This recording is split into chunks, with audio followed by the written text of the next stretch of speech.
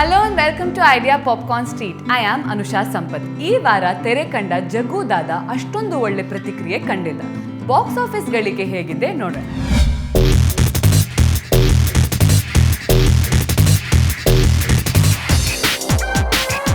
Challenging star Darshan Thoogudeep, ದೀಕ್ಷಾ ಸೇಠ್ ಹಾಗೂ ರಚಿತಾ ರಾಮ್ ಅಭಿನಯದ ಜಗ್ಗು ದಾದಾ ಈ ವಾರ ರಿಲೀಸ್ ಆಗಿದೆ.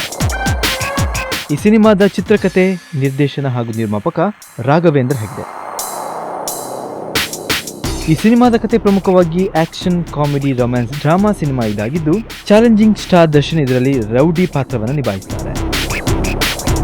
ಈ ಕಥೆಯು ಕೂಡ ಪ್ರಮುಖವಾಗಿ ಒಂದಿಷ್ಟು ಫೈಟ್ ಸೀಕ್ವೆನ್ಸ್ಗಳನ್ನು ಹೊಂದಿದ್ದು, ಗೂಂಡಾಗಳ ನಡುವಿನ ಒಂದಿಷ್ಟು ಫೈಟ್ಗಳು ಈ ಸಿನಿಮಾದ ಪ್ರಮುಖವಾದಂಥ ಆಕರ್ಷಣೆ. ದೀಕ್ಷಾ ಸೇಠ್ ಕೂಡ ತನ್ನ ಪಾತ್ರವನ್ನು ಬಹಳ ಅಚ್ಚುಕಟ್ಟಾಗಿ ನಿಭಾಯಿಸಿದ್ದಾರೆ. ಸುಮಾರು 18 ಕ್ರೋರ್ಸ್ ಬಜೆಟ್ನಲ್ಲಿ ತಯಾರಾದಂತಹ ಈ ಸಿನಿಮಾ ತನ್ನ ಓಪನಿಂಗ್ಸ್ನಲ್ಲಿ 30 to 40% ಗಳಿಸೋದಕ್ಕೆ ಶಕ್ತವಾಗಿದೆ. ಅದು ಶುಕ್ರವಾರ ದಿವಸ 1.61 ಕ್ರೋರ್ಸ್, ಶನಿವಾರ 2.16 ಕ್ರೋರ್ಸ್, ಹಾಗೆಯೇ ಆದಿತ್ಯವಾರ ದಿವಸ 2.41 ಕ್ರೋರ್ಸ್. ಒಟ್ಟಾರೆಯಾಗಿ ಈ ವಾರಾಂತ್ಯಕ್ಕೆ ಜಗ್ಗು ದಾದಾ ಸಿನಿಮಾದ ಗಳಿಕೆ 6.18 ಕ್ರೋರ್ಸ್.